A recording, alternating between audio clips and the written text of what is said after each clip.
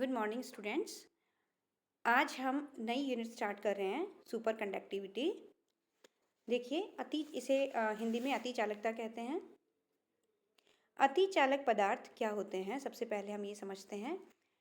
अति चालक पदार्थ वे होते हैं जिन पदार्थों का तापमान एक नियत ताप से कम करने पर, नियत ताप अर्थात सभी पदार्थों के लिए या फिर जो सुपर कंडक्टिविटी शो करते हैं उन मटेरियल्स के लिए यह नियत ताप अलग अलग होता है। सभी पदार्थों के लिए ये अलग अलग होता है। तो जब पदार्थ का ताप इस नियत ताप से कम किया जाता है तो क्या होता है, यह ऐसे पदार्थ बहुत एब्रप्टली इनकी प्रतिरोधकता या रेजिस्टिविटी बहुत ही कम हो जाती है, या इसमें एकदम से ये बहुत कम वैल्यू प्रेजेंट करती है। तो देखिए, ये कुछ धातु हो सकते हैं या फिर कुछ धातुओं के मिश्रण या मिश्र धातु हो सकते हैं। तो जब सबसे पहले इस एक्सपेरिमेंट को कैमरलिंग ओन्स ने 1911 में मर्क्यूरी की प्रतिरोधकता ज्ञात करते समय देखा था। और मर्क्यूरी ने, देखिए ये डायग्राम रिप्रेजेंट कर रहा है यहाँ पर, कि मर्क्यूरी की जो प्रतिरोधकता है 4.2 केल्विन टेम्परेचर के अप्रॉक्सीमेट। तो जब हम 4.4 से 4.2 तक जा रहे हैं या हम किसी भी हायर टेम्परेचर से नीचे आ रहे हैं तो प्रतिरोधकता कम होती है, जो कि हर एक मेटल के लिए एक नॉर्मल बिहेवियर है कि प्रतिरोधकता तापमान कम करने पर कम होती है। ओके, सो 4.2 के अप्रॉक्सीमेट तो यह एक नॉर्मल बिहेवियर शो कर रही है। लेकिन जैसे ही 4.2 से हम नीचे जा रहे हैं या 4.2 के बढ़ रहे हैं 4.2 की तरफ, 4.2 केल्विन में है ये, तो क्या हो रहा है, देखिए जो डॉटेड लाइन है वो हमें बता रही है कि वाई एक्सिस पर जो प्रतिरोध है वह अचानक से गिर गया। बहुत कम वैल्यू इसकी, लगभग 10⁻⁵ ओम यहाँ पर इसकी प्रतिरोधकता व्यक्त हो रही है। तो यह व्यवहार एक क्या है, एबनॉर्मल बिहेवियर है। यह एक एबनॉर्मल बिहेवियर यह व्यक्त कर रहा है हाइड्रोजियम या मर्क्यूरी इस पर्टिकुलर टेम्परेचर के नीचे। तो ये जो टेम्परेचर है मर्क्यूरी के लिए, कैमरलिंग ओन्स ने 4.3 केल्विन टेम्परेचर बताया, क्योंकि 4.2 पर तो बहुत कम प्रतिरोधकता व्यक्त हो रही है। तो 4.3 के आसपास इन्होंने इसका टीसी, इसे हम क्रिटिकल टेम्परेचर या टीसी से व्यक्त करते हैं। तो इसका टीसी जो है 4.3 केल्विन टेम्परेचर है, और इसका जो रेजिस्टेंस है 4.3 केल्विन टेम्परेचर पर 0.084 ओम से अचानक से घटकर 3 गुणा 10⁻⁶ ओम, 3 गुणा 10⁻�6 ओम हो जाता है। तो ये जो डिफरेंस है, ये जो वेरिएशन है, ये बहुत माइनर है, मतलब बहुत ज़्यादा इसमें ये जो प्रतिरोध है वो तो बहुत माइनर है, और ये जो डिफरेंस है वो बहुत ही लार्ज है, बहुत ज़्यादा डिफरेंस इसमें। इतनी सी टेम्परेचर रेंज में इतना बड़ा डिफरेंस होना एक एबनॉर्मल बिहेवियर है। तो देखिए, अति चालकता किसे कहेंगे, एक निश्चित अत्यल्प ताप पर धातु की प्रतिरोधकता असामान्य रूप से अत्यल्प हो जाने या चालकता अत्यधिक हो जाने पर का जो पदार्थ का गुण है उसको अति चालकता कहते हैं। और पदार्थ जो इस तरह का व्यवहार प्रदर्शित करेंगे उन्हें अति चालक पदार्थ कहते हैं। तो देखिए, कोई ज़रूरी नहीं है कि प्रतिरोधकता की वैल्यू या प्रतिरोध की वैल्यू टीसी के नीचे बिल्कुल ज़ीरो ही होनी चाहिए, बट ये इतना कम इसकी प्रतिरोधकता की वैल्यू होती है कि उसे हम ज़ीरो अज्यूम कर सकते हैं, मान सकते हैं, हम इसे ज़ीरो ले सकते हैं। अब देखिए कि केवल ऐसा नहीं है कि टीसी के नीचे जाने पर केवल प्रतिरोधकता ही एबनॉर्मल बिहेवियर शो कर रही है, बल्कि और भी पैरामीटर जब इस पे फर्दर एक्सपेरिमेंट्स किए गए, कि इन मटेरियल्स के बारे में पढ़ा गया, समझा गया, तो और भी कुछ ऐसे असामान्य बिहेवियर देखने को मिले अनदर पैरामीटर्स में। तो वो हम अब देखते हैं कि कौन कौन सी ऐसी चीज़ें थी जिनमें अतिचालक पदार्थ कुछ अलग व्यवहार प्रदर्शित करते हैं। तो फर्स्ट देखिए, क्रिटिकल टेम्परेचर या क्रांतिक ताप इसे कहते हैं। यह ताप वह ताप होता है, एक निश्चित ताप होता है हर एक पदार्थ जो अतिचालक पदार्थ हैं उनके लिए, जिससे कम ताप पर पदार्थ को ठंडा करने पर पदार्थ का प्रतिरोध एकाएक शीघ्रता से कम होता है और शून्य की ओर अग्रसर करता है। इस तापमान को क्रांतिक ताप या क्रिटिकल टेम्परेचर कहते हैं। तो देखिए क्या होगा कि क्रिटिकल टेम्परेचर से ऊपर जाएं अगर हम, T ग्रेटर देन TC होगा तो पदार्थ सामान्य व्यवहार शो करेगा या नॉर्मल स्टेट में कहलाएगा। और अगर T लेस देन TC करें कि टेम्परेचर को TC से कम कर दें अगर हम उस मटेरियल के लिए, तो पदार्थ अति चालकता का गुण प्रदर्शित करेगा। अब देखिए दीर्घ स्थायी धारा या परसिस्टेंट करंट्स। तो देखिए अतिचालक अवस्था में अगर अतिचालक पदार्थ के अंदर, क्योंकि उसका दिष्ट धारा विद्युत प्रतिरोध बहुत ही कम होता है, बहुत स्मॉल वैल्यू देता है, तो अगर इस अतिचालक पदार्थ में दिष्ट धारा एक बार प्रारंभ करके क्षणिक रूप से प्रवाहित की जाती है।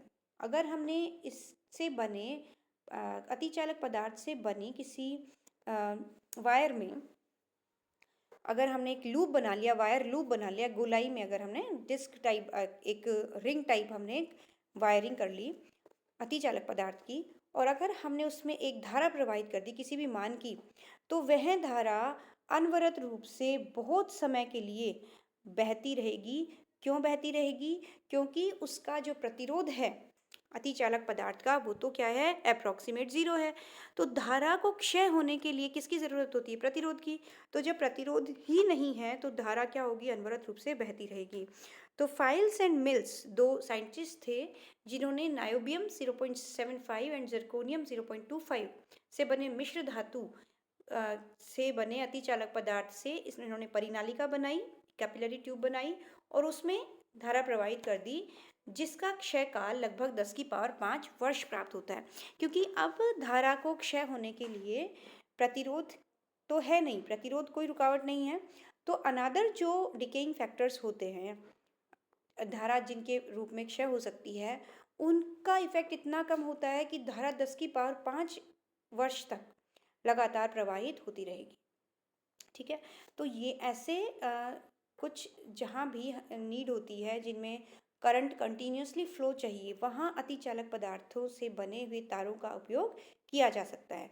तो ये इनके एक बेनिफिट्स हैं कि अतिचालक पदार्थ के एप्लीकेशंस हम कह सकते हैं। तो ये उनके एप्लीकेशन हो गए कि कहाँ कहाँ इनका यूज़ होता है। देन देखिए क्रांतिक चुंबकीय क्षेत्र या क्रिटिकल मैग्नेटिक फील्ड क्या होता है। तो देखिए अतिचालक पदार्थ में ये हमने देखा कि तापमान कम करने से अतिचालकता का गुण क्या होता है, देखने में आता है या वो शो करते हैं जब हम टेम्परेचर को TC से कम करते हैं तब। लेकिन जब मैग्नेटिक फील्ड अगर अप्लाई किया जाता है अतिचालक पदार्थ पर, जब टेम्परेचर TC से कम है, मतलब कि अतिचालक पदार्थ कौन से स्टेट में है? अपनी सुपर कंडक्टिंग वाली स्टेट में है, उस समय अगर मैग्नेटिक फील्ड लगाया जाता है तो क्या होता है, मैग्नेटिक फील्ड लगाने से उसका अतिचालकता का जो गुण होता है वो कम हो जाता है।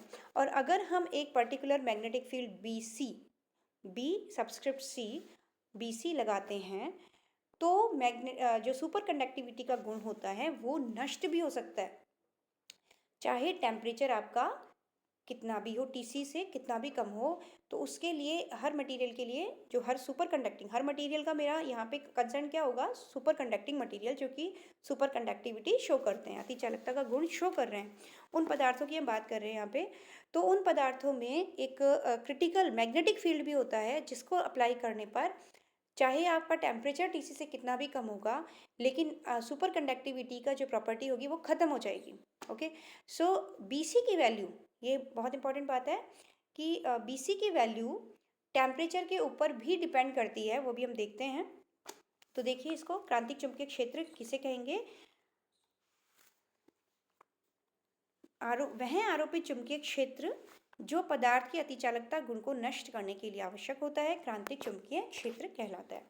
अब ये जो डायग्राम्स हैं, डायग्राम ये देखिए सेकंड वाला जो डायग्राम है ये वाला, ये हमें बता रहा है टेम्परेचर और जो क्रिटिकल मैग्नेटिक फील्ड और क्रिटिकल टेम्परेचर में कर्व बता रहा है। तो देखिए यहाँ पर जब क्रिटिकल टेम्परेचर की वैल्यू TC है, तो TC होने पर मतलब जब नॉर्मल स्टेट से सुपर कंडक्टिव स्टेट में ट्रांजिशन हुआ है, तो टेम्परेचर की वैल्यू ज़्यादा है, तो मैग्नेटिक फील्ड को लगाने की, अप्लाई करने की ज़रूरत नहीं है उस केस में। तो BC की वैल्यू 0 होगी। और अगर जब टेम्परेचर को कम किया जा रहा है TC से कम करने का मतलब हो गया कि सुपर कंडक्टिंग स्टेट जो है वो स्ट्रोंग होती जा रही है। मटेरियल की जो सुपर कंडक्टिंग स्टेट है, या फिर हम कहें प्रतिरोधकता कम होती जा रही है, बहुत माइनर वैल्यू को अप्रोच कर रही है। उस केस में बी की वैल्यू जो BC है, क्रिटिकल मैग्नेटिक फील्ड है, उसकी वैल्यू धीरे धीरे इंक्रीज करनी पड़ेगी। जो टेम्परेचर को TC को हम जितना कम करते जाएंगे, टेम्परेचर को हम जितना कम करते जाएंगे, या हम कहें कि TC की वैल्यू जिस मटेरियल की जितनी कम होगी, TC की वैल्यू जितनी कम होगी, उतना ही BC की वैल्यू ज़्यादा होगी। मतलब कि TC अगर कम होगी तो मटेरियल में सुपर कंडक्टिंग स्टेट स्ट्रोंग होगी, और उसको हटाने के लिए हमें ज़्यादा मैग्नेटिक फील्ड की रिक्वायरमेंट होगी। तो BC की वैल्यू उसी रेशो में बढ़ती जाएगी। तो ये जो कर्व आता है, that is like exponential curve, that is like parabolic curve. और इसकी जो पैराबोलिक कर्व आता है, बिकॉज इसकी जो डिपेंडेंसी है BCT और टेम्परेचर की। तो देखिए यहाँ पे जो फॉर्मूला है BCT का, that is the value of critical magnetic field at some temperature T। इसका हम मान देते हैं BC 0। यहाँ पे BC 0 क्या है, ये 0 व्यक्त कर रहा है टेम्परेचर को, मतलब कि 0 केल्विन टेम्परेचर पर जो BC हम लगाएंगे, that has the maximum value of critical magnetic field. तो ये जो वैल्यू होगी ये मैक्सिमम होगी, क्योंकि क्रिटिकल टेम्परेचर को हमने ज़ीरो कर दिया। और ज़ीरो कर देने का मतलब हो गया कि सुपर कंडक्टिंग स्टेट इतनी स्ट्रॉन्ग है कि इसको हटाने के लिए हमें मैक्सिमम क्रिटिकल मैग्नेटिक फील्ड को अप्लाई करना पड़ेगा। तो ये BC naught multiply by 1 - T/TC whole square. तो T और TC पे जो डिपेंडेंसी है, दैट इज स्क्वायर आ रहा है, तो ये एक पैराबोलिक इक्वेशन को व्यक्त कर रहा है यहाँ पर।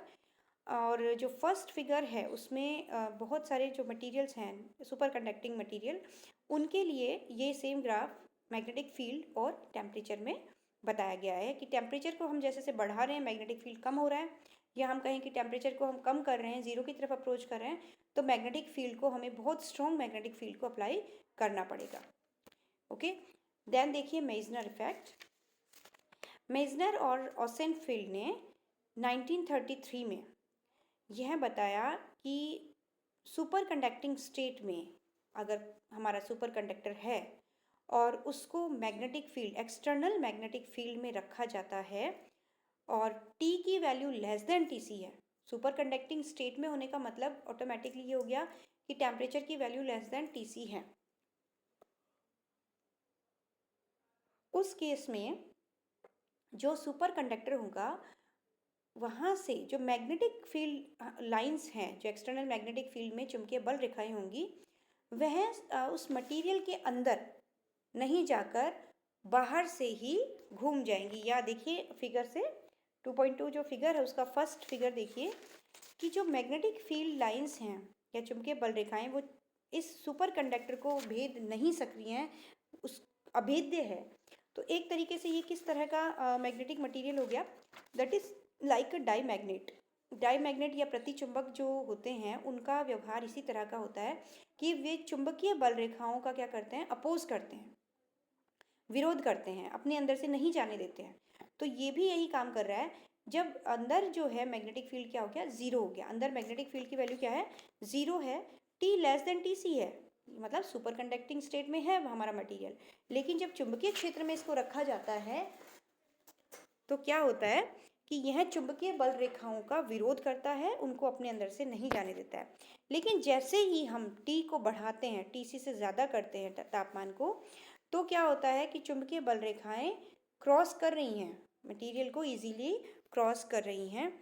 तो देखिए इस प्रभाव को मेजनर इफेक्ट कहते हैं। कौन से प्रभाव को, कि जब अतिचालक पदार्थ को बाह्य चुंबकीय क्षेत्र में रखकर क्रांतिक ताप से कम ताप तक ठंडा करते हैं तो चुंबकीय बल रेखाएं बाहर की ओर विस्थापित होती हैं।